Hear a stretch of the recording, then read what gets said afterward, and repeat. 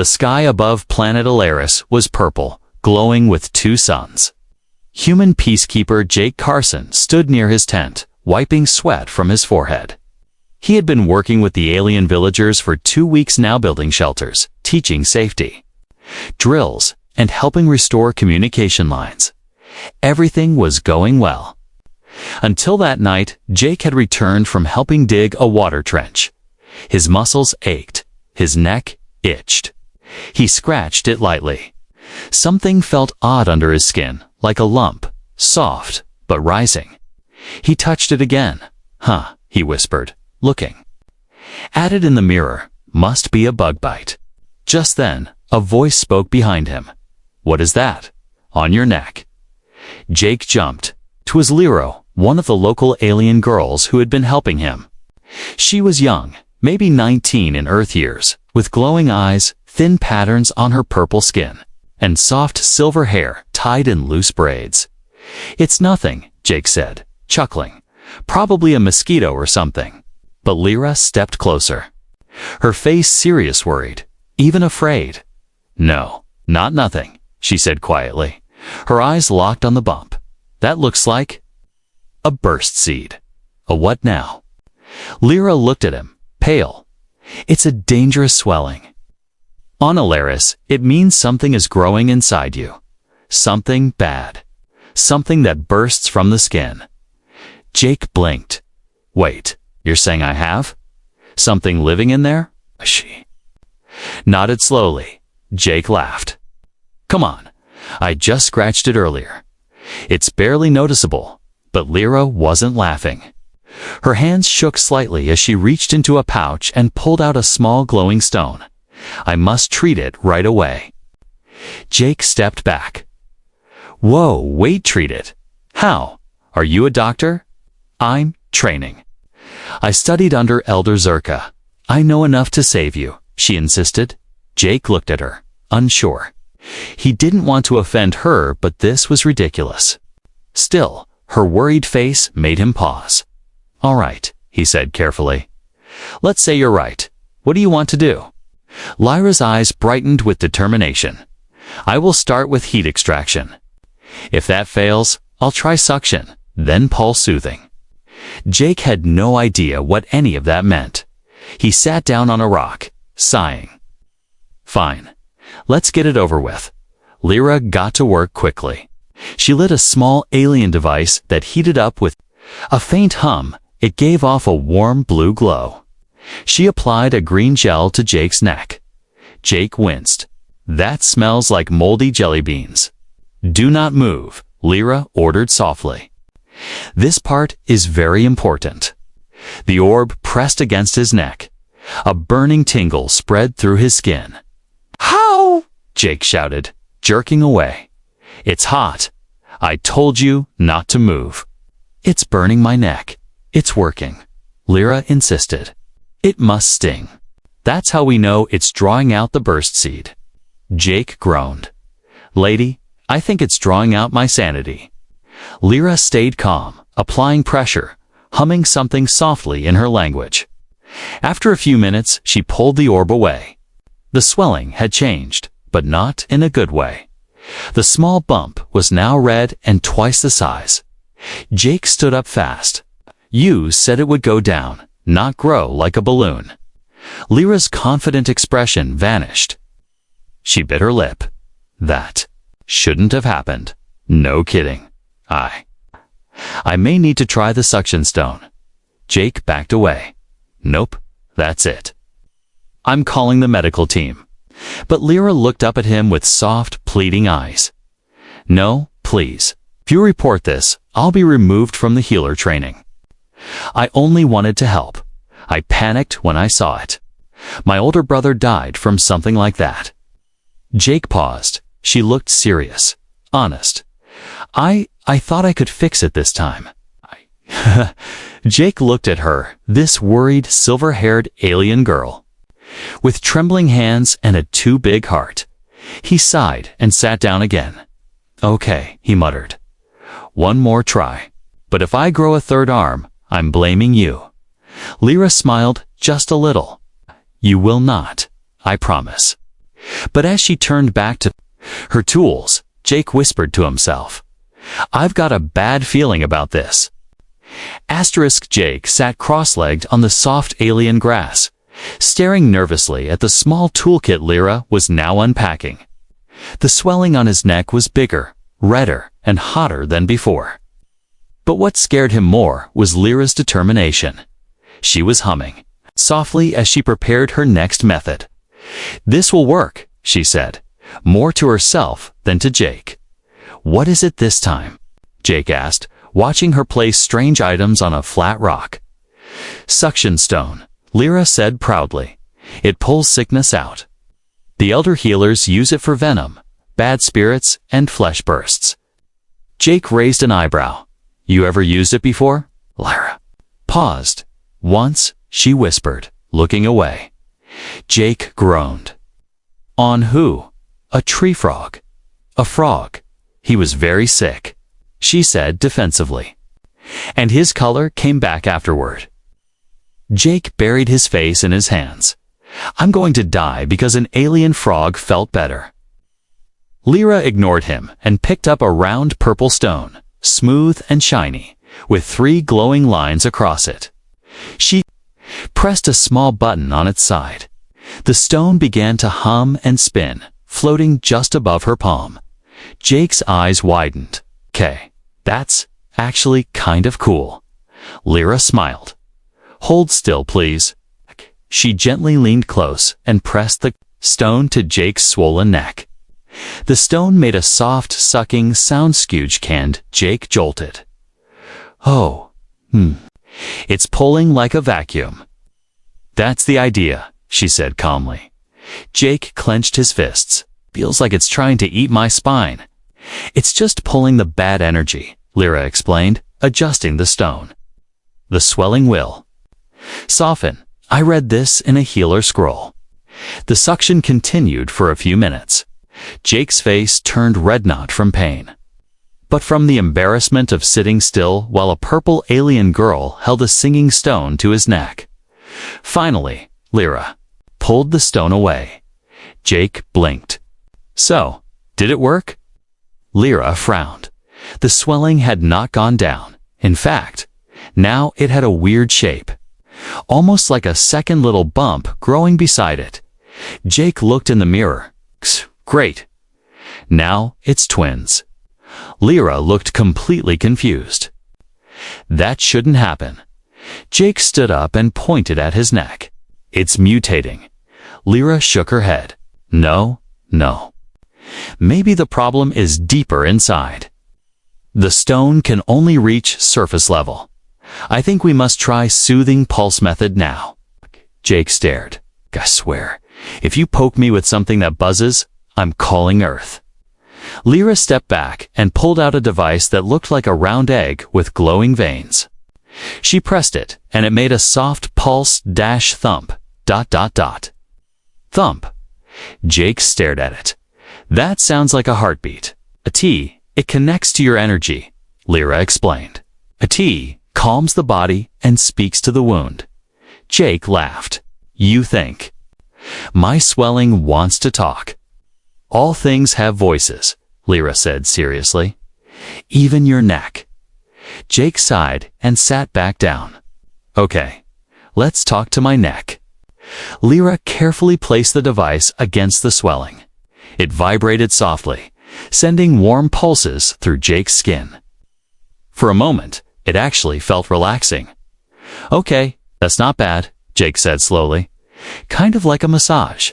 Lyra smiled, looking pleased. Then the device turned red and beeped fast.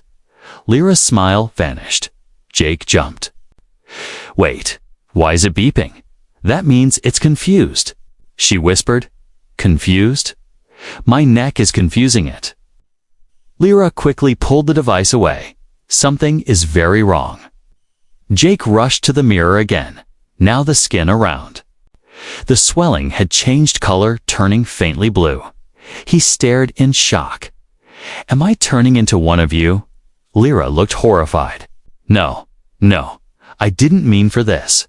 Jake leaned back against the tent wall and groaned. This was supposed to be a peaceful mission.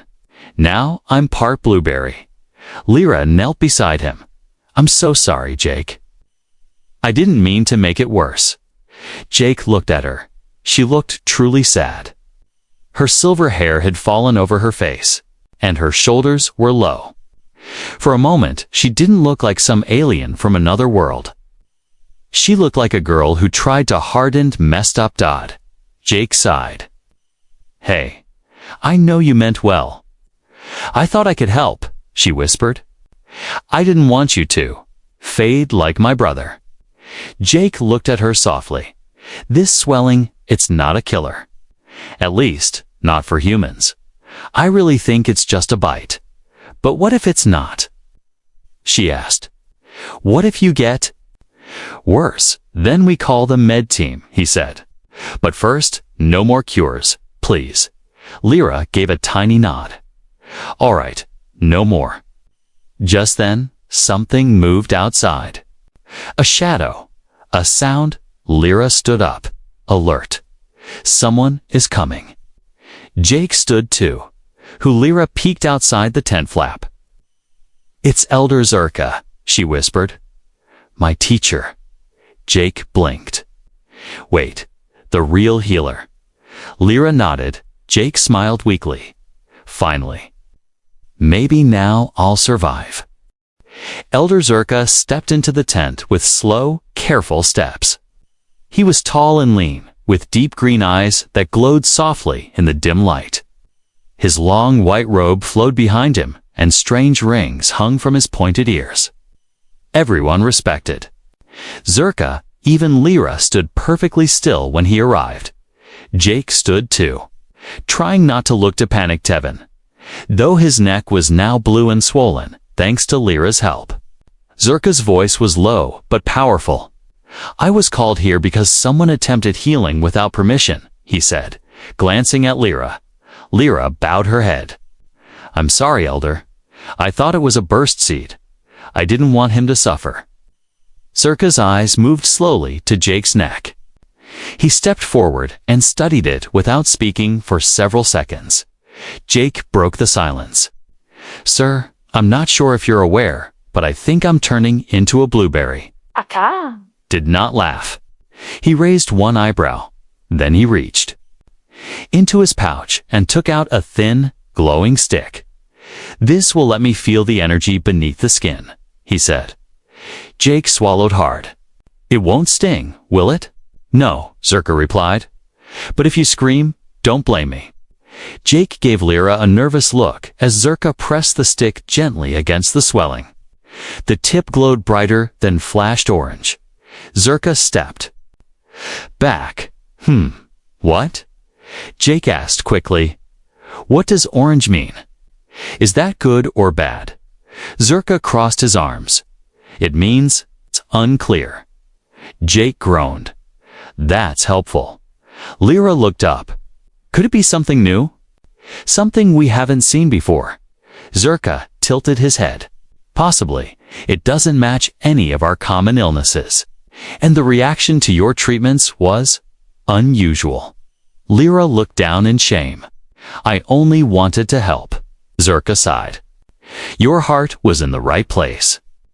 But sometimes even good intentions bring bad results. Jake nodded. That sounds like every mission I've ever been on. Okay. Zerka walked around Jake, observing him carefully. Then he asked, have you had any strange feelings? Headaches? Muscle spasms? Voices in your mind? Jake paused. No voices. Thank God. Just itchiness, heat, and a strong urge to slap your apprentice. Zerka did not smile. Jake cleared his throat. Just joking. Zerka nodded slowly. The swelling may not be from this world. Your human body could be reacting to something in our environment, our air, our insects, or even our touch. Jake blinked. Wait, you think Lyra caused this just by touching me? Unlikely, Zerka said. But her energy might have triggered something dormant. Jake gave a dry laugh. Great, so I'm like a broken light bulb. One spark and eyes start glowing blue. Zerka turned serious. This must be monitored. If the swelling spreads or shifts shape again, you must inform me at once. For now, rest. Eat simple food. No more energy-based treatments. Jake sighed in relief. Thank you. Finally, someone with sense. But Lyra wasn't done. I still think it's something deeper, she whispered. He didn't swell until after the trench work in the southern field. That's where the groundworms live. Jake frowned. Groundworms. Zerka raised an eyebrow. You were near groundworm nests? Jake nodded. Yeah, we were digging a new water trench. I didn't see anything strange. Zerka turned to Lyra. Go back to that site. Collect samples. If this is groundworm exposure, I need confirmation. Lyra nodded and rushed out of the tent without another word. Jake sat back down, exhausted. He rubbed his neck carefully, wincing at the heat. Zerka remained standing, watching him. Human, the elder said slowly. You are strong to endure this. And patient. I respect that. Jake chuckled. I've been through worse. Last year I got bit by a Martian sand crab. Had to walk backwards for a week. Zerka didn't laugh again. Jake cleared his throat. You're a tough crowd, elder. I have seen too many humans die from ignoring small signs, Zerka said. Don't ignore yours.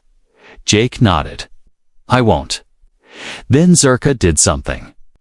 Unexpected, he reached into his pouch again and pulled out a small black stone. He placed it gently in Jake's hand. What's this? Jake asked. A watcher stone. If the swelling grows while you sleep, it will turn red and wake you. Do not lose it. Jake held it carefully. It was warm and smooth. He gave a small smile. Thanks. As Zerka turned to leave, he added, Tell no one else about the swelling. If it is something new, fear spreads faster than disease. Jake was left alone in the tent, sitting in the soft light, holding the stone in one hand and touching the strange bump on his neck with the other. Outside, night fell on planet El Aris, and far away in the dark, something was moving beneath the soil. In the trench fields, the next morning, the twin suns of planet Hilarious rose quietly over the purple horizon. Jake had barely slept. The watcher stone Zerka gave him stayed beside his bed, softly pulsing with a faint green light. Luckily, it never turned red. But the swelling on Jake's neck still burned, and now it itched. He stared into the mirror. The skin around it was no longer just blue, it had thin, vein-like lines spreading out from the center. He muttered, That's new. Suddenly, the tent flap rust-led. Lyra rushed in, her face red with breathlessness and eyes full of worry. I found something, she said quickly. In the trench, Jake raised an eyebrow. Please don't say it's an egg. She blinked. It's not an egg. I think it's worse. She dropped a small container on the table. Inside, it was a tiny worm, barely moving. It was white and half-transparent, glowing softly with a strange orange light. Jake leaned in. That was under the trench. Yes, Lyra said. It was wrapped around the root systems, but this one is dead. Probably dried up. I think a living one. God. Inside you. Jake stepped back. You think I have a worm in my neck? Lyra nodded slowly.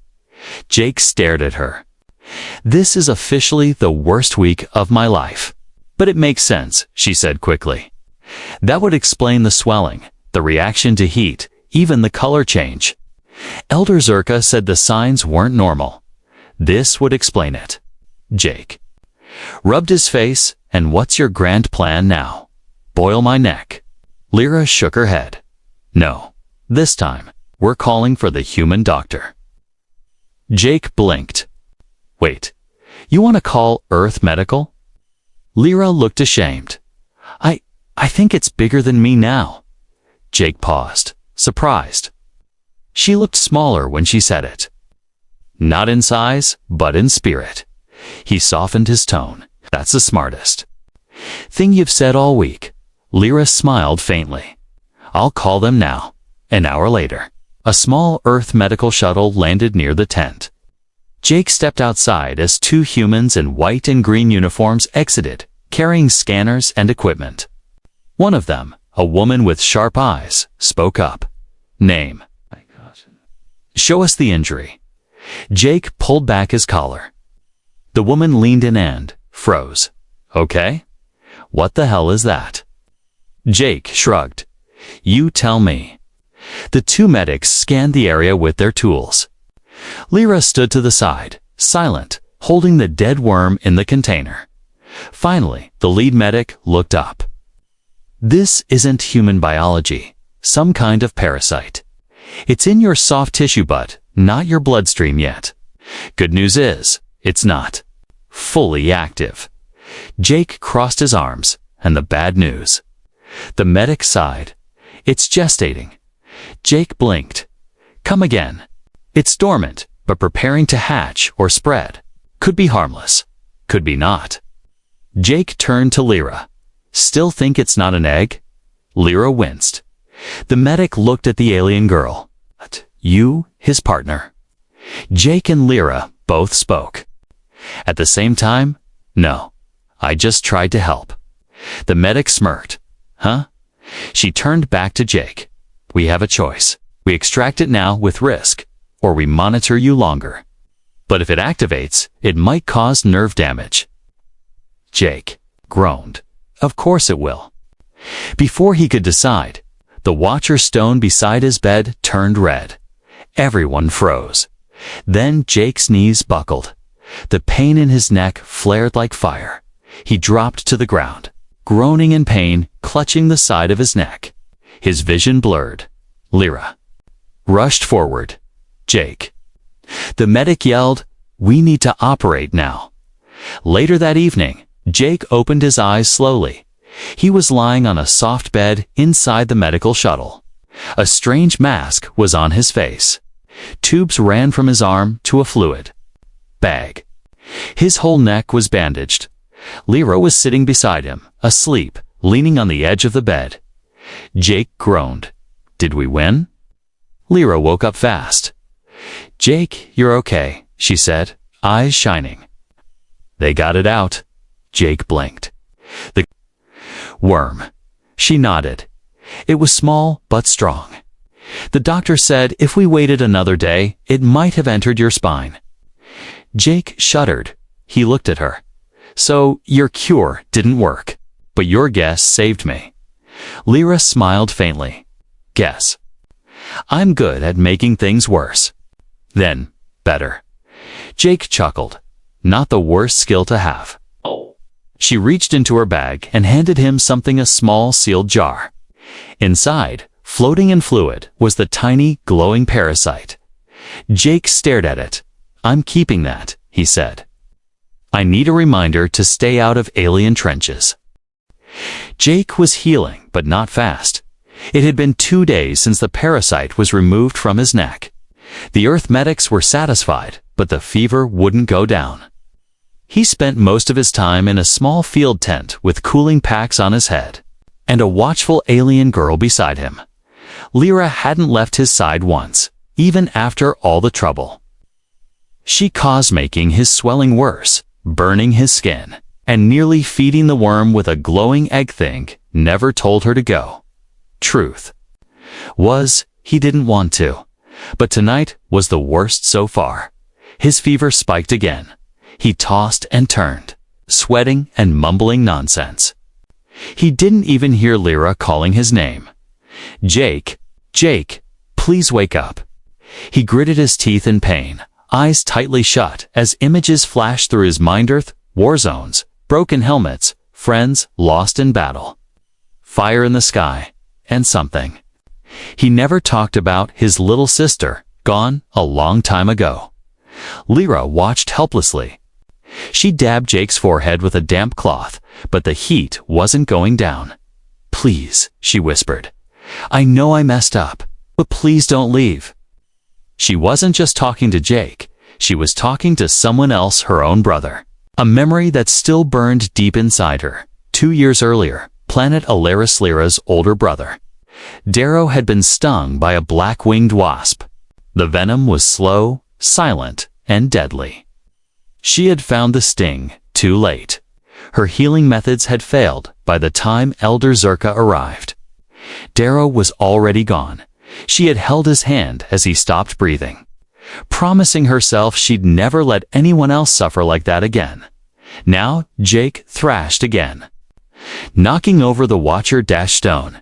It rolled to the edge of the table and glowed bright orange. Lyra's breath caught.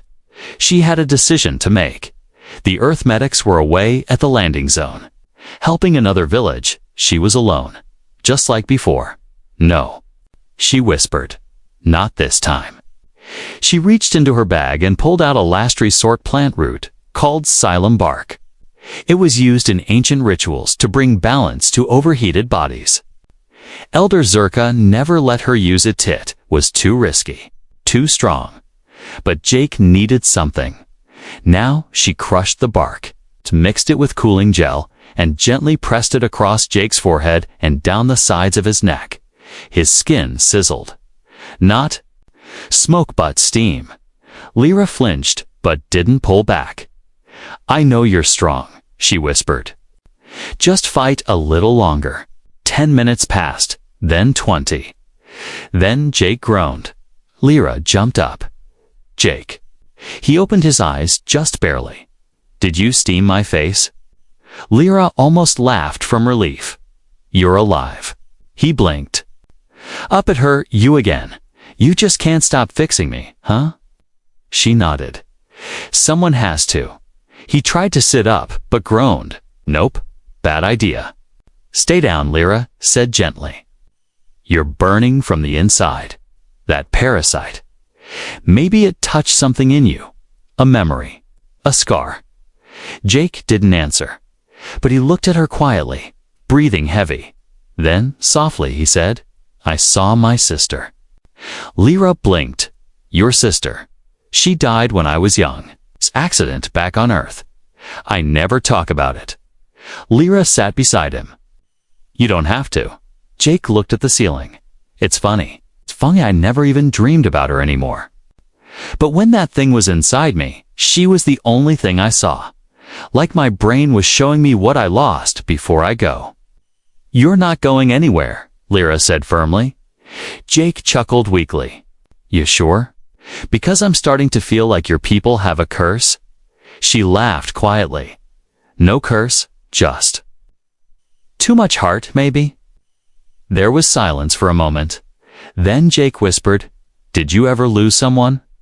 Lyra nodded. Brother, I was supposed to save him. I didn't. Jake turned his head slowly to face her. They didn't speak. They didn't need to. 2 different species. From 2 different worlds, but somehow carrying the same ache, Jake reached out and gently touched her hand. It was warm, steady. I'm sorry, he said. Lyra nodded, blinking quickly. Me too. Outside, the stars of Alaris twinkled in the dark sky. Inside, a human and an alien sat side by side, surrounded by the smell of herbs, sweat, and healing steam. And, for the first time in days, Jake's fever broke. The next morning, the sun rose gently across the valley, brushing the alien sky with orange and violet. Jake blinked awake to the sound of birds he didn't recognize and a light breeze brushing his face. But something was different. His body felt cooler, his head clearer, and most of all, the burning pain in his neck was gone. He slowly touched the bandage. The swelling had gone down. No heat, no itching, no pulsing. Just a faint soreness, like a memory fading from the skin. Then he noticed the soft weight against his side. Lyra curled up beside his bed, asleep with her cheek resting near his hand. She must have stayed there all night. Jake smiled. She looked so different. When she wasn't panicking with glowing tools or mixing stinky gels, Her face was calm now, peaceful, almost sweet. He remembered how she held his hand last night. She spoke about her brother. He slowly sat up, careful not to wake her. He didn't want to disturb the only moment of peace they'd had all week. Just then, the tent flap opened. Elder Zerka stepped in, holding a small bag of herbs. His sharp eyes noticed everything: Lyra asleep, Jake awake, the change in the air. "You look better," he said quietly. Jake nodded. "I feel like a human again." Zerka walked over and removed the bandage. He examined the skin with careful fingers. The spot where the swelling had been was now a small, pale mark. "Impressive," he said. "What was used?" Jake hesitated. "Ask her," he said, nodding at Lyra.Z. "You are Ka," raised an eyebrow. "She treated you." Jake nodded again. "With Xylem." Bark Zerka's expression changed. "That bark is dangerous. Unstable. She should not have used it." "Mean she knew that?" Jake said calmly. "But she did it anyway. For me?" Zerka was quiet. Then he nodded slowly. "Perhaps her heart has caught up with her training." At that moment, Lyra stirred. Her eyes blinked open, saw Zerka, and she immediately sat up straight. "Elder." "I didn't mean." Zerka raised a hand. "I know." Lyra froze. "I saw the results. You made a risky choice, but it was the right one. This time." Lyra exhaled, her shoulders relaxing. Jake looked between them. "So, I'm officially cured." Zerka gave the faintest smile. "You are stable. If anything remains, your body will finish the fight." Jake leaned back with relief. Finally, no more burning, buzzing, glowing nonsense. Lyra looked at him shyly. "You still owe me for the first swelling." Jake smirked. "I owe you for a lot more than that." Later that day, Jake was allowed to walk again. He and Lyra sat together near a cliff edge overlooking the valley. The breeze blew gently through her silver hair. "So," Jake said, biting into a ration bar, "what happens now? You get kicked out of healer training for saving me the wrong way." Lyra shook her head. "No. Elder Zerka told me I passed my final test." Jake blinked. "Wait, that was a test?" She smiled.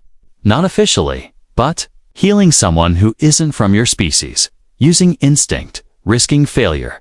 That's the hardest lesson." Jake chuckled. "Then you passed with flying colors." Lyra looked at him. "Only because you trusted me. Even when I made things worse." He looked at her seriously. "I think I knew. Even when your cures stung like acid. Your heart was in the right place." Lyra smiled. "You're strange, for a human. And you're strange, for an alien." They both laughed. Then Lyra hesitated. "Jake, when I saw that swelling on your neck, I panicked. Not because I thought you'd die, because I couldn't let you." Jake was quiet. Lyra added, "When you collapsed, I felt like I lost someone again. I never want to feel that again." Jake looked at her gently. "You didn't lose me." She nodded. "No, but I was close." He reached over and gently took her hand. Her fingers curled around his. For a long time, they just sat there, hand in hand, watching the suns dip toward the horizon. Behind them, the Earth medical shuttle sent a final message. Injury resolved. Host stabilized. No further alien threat detected. But what the scanner couldn't detect was what had grown in place of the swelling. Not just healing, not just survival, but something very human, something very alien, and something very new. 1 week later, Jake stood shirtless in front of the mirror inside the Earth's medical tent, staring at the faint, oval-shaped scar on the side of his neck.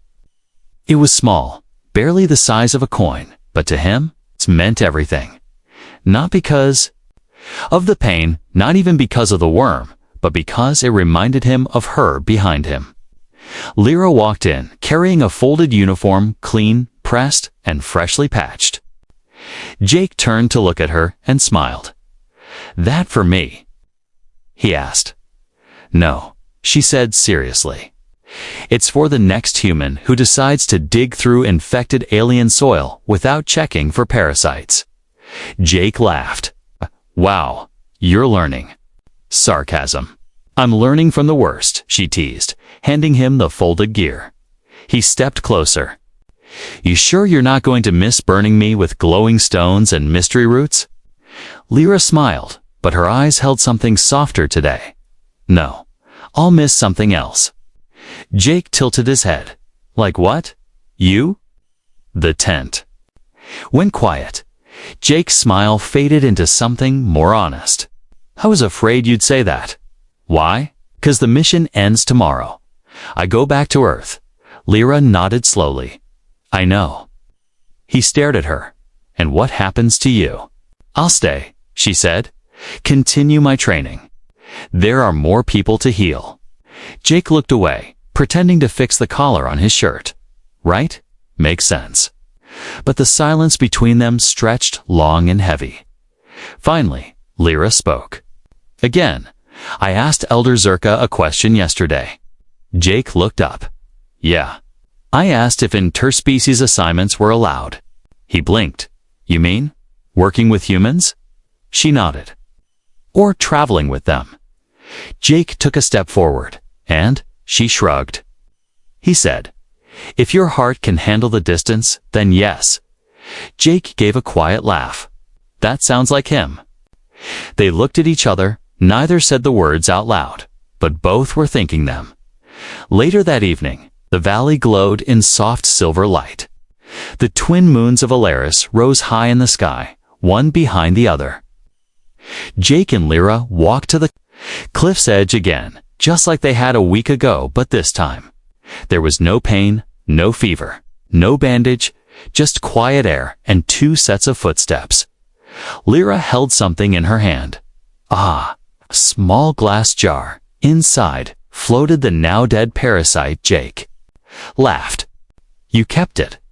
You said you wanted a reminder," she said. "But I made it prettier." He looked closer. The fluid glowed now. There were tiny crystals floating inside. The creature no longer looked threatening. It looked like art. Jake reached out and touched the glass. "It's kinda beautiful, in a that almost ate my brain sort of way." She handed it to him. "It's yours."